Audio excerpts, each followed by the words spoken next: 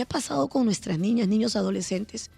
De hecho, el drama es que muchos de ellos han fallecido contagiados por VIH, de estos casos. Y este es un punto en el que el Estado se tiene que replantear su acción. No bastan, vuelvo a señalar, comisiones. Estamos frente a la oportunidad. Yo creo que cada día tenemos una oportunidad, más allá de todo lo que hemos vivido ayer en una conferencia de prensa, hasta cierto punto frívola respecto a problemas centrales, como el que hizo la pregunta justo una periodista de Exitosa. Está en nuestros estudios Patricia Correa, exministra de Educación. Patricia, bienvenida. Muchas gracias, Nicolás, y a tu audiencia, porque creo que hoy también es un momento crítico en el país en todo sentido, ¿no? Ayer salió la presidenta finalmente a dar declaraciones, aunque resultaron a los medios absolutamente insatisfactorias en muchos casos, y una de ellas fue el tema de Condorcanqui y las gravísimas denuncias de violación contra menores, pero además con respecto a las expresiones vertidas por el ministro, en particular por el ministro de Educación, aunque no solo por él. He visto una declaración de las mujeres, ¿no es cierto? Del Consejo de Mujeres Aguajún Huampis, que además son las que denuncian, y luego hasta el día de hoy se están manteniendo fuertes, se están manteniendo además con no solo una declaraciones, sino con propuestas a un Estado que no está sabiendo responder. Y yo quisiera hacer, en principio, Nicolás, una referencia efectivamente a la conferencia de prensa de ayer. Muy lamentables, porque le demuestran que la primera autoridad del país no solo desconoce, sino que ha demostrado indolencia y a la vez un desprecio contra la infancia y las comunidades indígenas, las poblaciones indígenas. Las expresiones tienen que reflejar y expresar una decisión del Estado para poder revertir el daño que acabas de mencionar. No estamos hablando de casos, estamos hablando de más de 524 vidas afectadas y que esto se incrementa día a día. ¿Eso qué significa? Ayer la presidenta le dio la palabra efectivamente al ministro Quero, sí, pero lo que el Consejo de Mujeres Aguajún Huampis sabiamente han expresado en sus dos pronunciamientos es que no estamos frente a una acción sectorial. Es decir, esta no es solo una responsabilidad del Ministerio de Educación. Esto implica a muchos ministerios. No se está diciendo nada desde el Ministerio de Salud, que tiene que ver con los contagios de VIH, el tratamiento, cómo se está abordando. No se ha dicho nada sobre la salud mental, sobre la salud física de nuestras niñas y, por supuesto, esto luego y las implicancias que tiene más adelante. No se está diciendo nada sobre el ministerio que tiene rectoría sobre la infancia, que es el Ministerio de la Mujer y Poblaciones Vulnerables. Patricia, tenemos que ir a la pausa. Te rogaría claro que nos tengas un poquito de paciencia. Son las 9:27 de la mañana. Estamos en Exitosa 95.5 de la FM en Lima, canal 34 de Movistar. Regresamos inmediatamente. En nuestros estudios, la exministra de Educación, Patricia Correa, y estamos hablando del dramático caso de Condorcanqui en la provincia de Amazonas, donde se han denunciado 524 violaciones, sobre todo de niñas, y la mayor parte de ellas ocurridas en el espacio que debería ser de protección, que es el espacio educativo. Y ayer fue decepcionante que la presidenta, como toda respuesta, le diera la palabra al ministro Quero, que es el que dijo la barbaridad de que detrás de esto había un problema cultural, como si abusar de menores fuera una práctica común en las comunidades Aguajún y Huampis, lo cual demuestra, entre otras cosas, un profundo desconocimiento de su propio país, ¿no? Ahora, el problema es, ya la denuncia está sobre la mesa, Patricia, o sea, sí. ¿Ya qué cosa ha pasado a partir de eso? ¿Qué medidas se están tomando? Porque hay montones de preguntas que te surgen a partir de esto.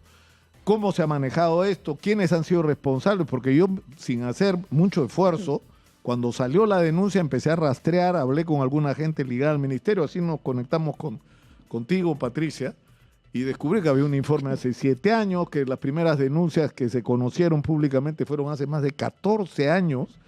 Es decir, que esto ha ocurrido sucesivamente y que había una tremenda impunidad y permisividad que ha hecho que esto se multiplique a los límites de horror que estamos conociendo hoy. Y eso tiene que tener responsables, ¿no? Sí, en efecto, Nicolás. Y quiero hacer una precisión porque tú has mencionado muy bien la provincia de Condorcanqui como, digamos, como territorio, como provincia.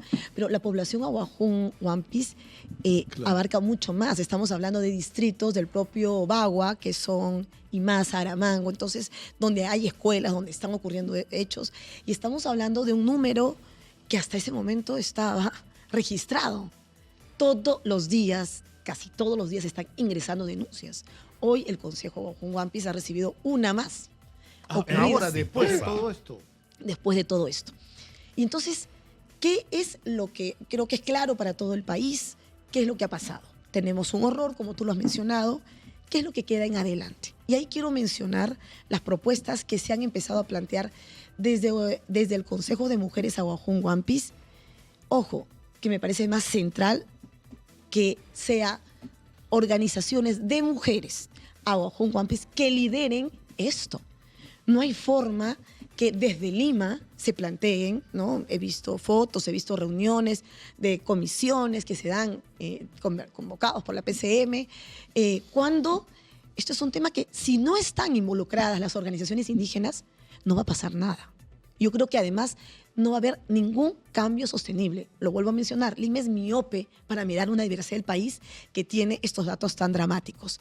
Y allí quiero citar 4 elementos que me parecen centrales en el pronunciamiento y en la propuesta que hace de las mujeres, el Consejo de Mujeres Aguajún Huampis, que además están trabajando de una manera articulada, están avanzando en articularse con otras organizaciones indígenas.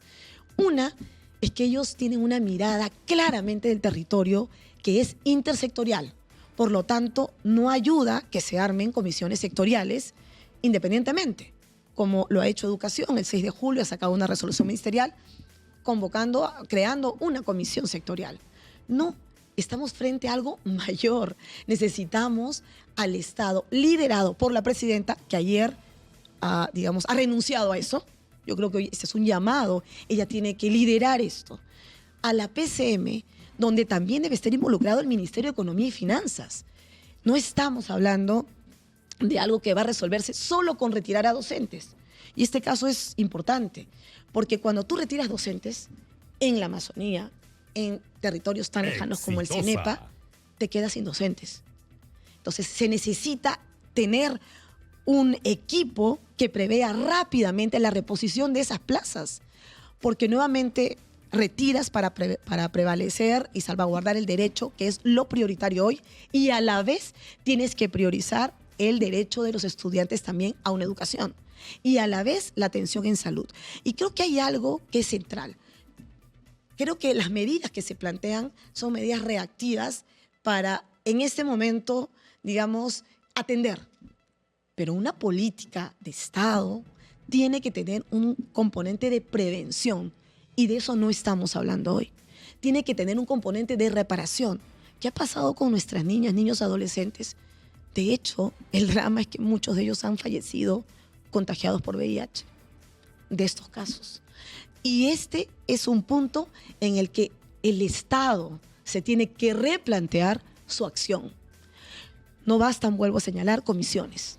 Estamos frente a la oportunidad. Yo creo que cada día tenemos una oportunidad, más allá de todo lo que hemos vivido ayer en una conferencia de prensa hasta cierto punto frívola respecto a problemas centrales como el que hizo la pregunta justo una periodista de Exitosa. Sí, claro. Ahora, fíjate, es que esto, primero, no puede haber impunidad. Segundo, porque han pasado cosas increíbles. Ahora cuando uno empieza a recoger información, resulta que se denunció a tal maestro por abusador. Entonces, ¿qué hicieron con él? Lo cambiaron de colocación. No lo sacaron, no lo denunciaron hasta el fin. Lo cambiaron de colocación, así como hacen que en algunos casos ha hecho lamentablemente la Iglesia Católica con los curas abusadores. Lo acusan de abusador en un lado y lo cambian hasta de país, en vez de ponerlo en manos de la justicia. Pero en fin, a lo que voy es, uno es eso. Lo segundo es atender a las víctimas, ¿no es cierto? Como señalan las mujeres Aguajún y Huampis. O sea, hay que darle atención porque esta gente se ha visto seriamente afectada, no solo psicológicamente, les han contagiado enfermedades de transmisión sexual, les ha contagiado VIH, o sea, han expuesto sus vidas y como tú dices, algunas incluso han muerto. Pero lo tercero es que esto nos tiene que obligar primero a saber cuán extenso ha sido esto, en qué otros lugares está ocurriendo esto, qué es lo que tenemos al frente. Y por último, plantearnos dentro de todos los retos de la educación peruana, el cómo vamos a hacer con el manejo de estas comunidades aisladas que tienen que los chicos y chicas ir a residencias, ¿no es cierto?, para poder recibir la educación y regresan por lo general, cuando se puede, los fines de semana estar con su familia. Es decir, ¿cómo se va a manejar esto? ¿Quiénes van a controlar? O sea, ¿qué recursos se van a invertir? ¿Qué tipo de educación se va a dar en estos espacios, ¿no? Excelente pregunta, Nicolás, porque estamos frente a el resultado de un Estado centralista. Un Estado centralista que maneja todo desde el Ministerio de Educación. Cuando los gobiernos regionales tienen responsabilidad, son gobierno de la educación, los gobiernos locales tienen responsabilidad, también deben cogobernar la educación y han abandonado esta tarea. Hay un punto en concreto que tiene que ver con las residencias y la construcción, donde el dato que tenemos es que el Plan Binacional con el gobierno regional están destinando recursos para infraestructura de 3 residencias. Esto ya se venía antes, no es a propósito de la denuncia, esto ya se venía trabajando antes. Sin embargo, algo que las compañeras, las hermanas del Consejo de Mujeres Aguajún Huampis dicen con toda certeza, pero además con toda justicia, que esas residencias deberían tener el estándar de un colegio de alto rendimiento en el país, que los tenemos. Uno visita un colegio de alto rendimiento que acoge, allí duermen las niñas, niños, tienen el acompañamiento tutorial, docentes, digamos, que tienen un estándar también por filtros que han pasado, tienen además piscina, espacios recreativos, arte, cultura, tienen todas las oportunidades. Yo creo que es un momento en que hablar de una justicia también en educación implica que nuestras niñas, que históricamente adolescentes, niños, en la Amazonía o en las Amazonías, requieren de esa atención. Y esto claramente tiene que ver con las prioridades de un Estado que no ha mirado a la educación como su prioridad y no ha pensado la educación desde la diversidad de los territorios. La demanda que hay en Lima, donde también tenemos violaciones, por cierto, acabas de decir algo cierto, Nicolás. Esto es la punta del iceberg, es lo que estamos empezando a ver, pero ocurre en todo el país. Claro, pero además tenemos que partir de reconocer con crudeza, porque hay gente que se irritó cuando dijo somos un país de violadores. Somos.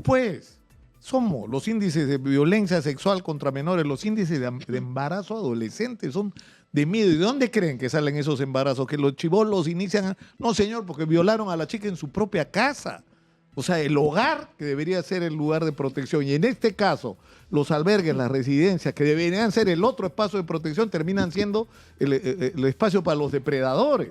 Entonces, esto te obliga a poner el tema de la educación sexual como un asunto vital. Enseñarle desde chicos el respeto del uno por el otro, pero además el espacio para educar a los padres e incluso para educar a los maestros. Totalmente. Tú, ¿no? Nicolás, me gusta la contendencia con lo que planteas y yo quiero compartir con las madres, padres, familia que nos están escuchando, que te escuchan, que hablar de educación sexual es hablar del cuidado del cuerpo. Es reconocer que nuestro cuerpo no puede ser tocado, saber que tiene un desarrollo y que nadie tiene derecho a eso. Esa es una campaña que nos debemos como sociedad, es una tarea que dentro del currículum está y tenemos que perderle miedo a eso. Y lo hablo como ciudadana, como madre, como docente. No podemos dejar de lado. Pero ¿eso qué implica, Nicolás? Implica que tengamos una estrategia en todas las escuelas, sin miedo, que los padres y madres empiecen a hacer preguntas. Es natural que haya temor. Hemos vivido en la caverna mucho tiempo. Y creo que esa es una tarea urgente y que también el Consejo de Mujeres Aguajún Huampis lo están planteando claramente.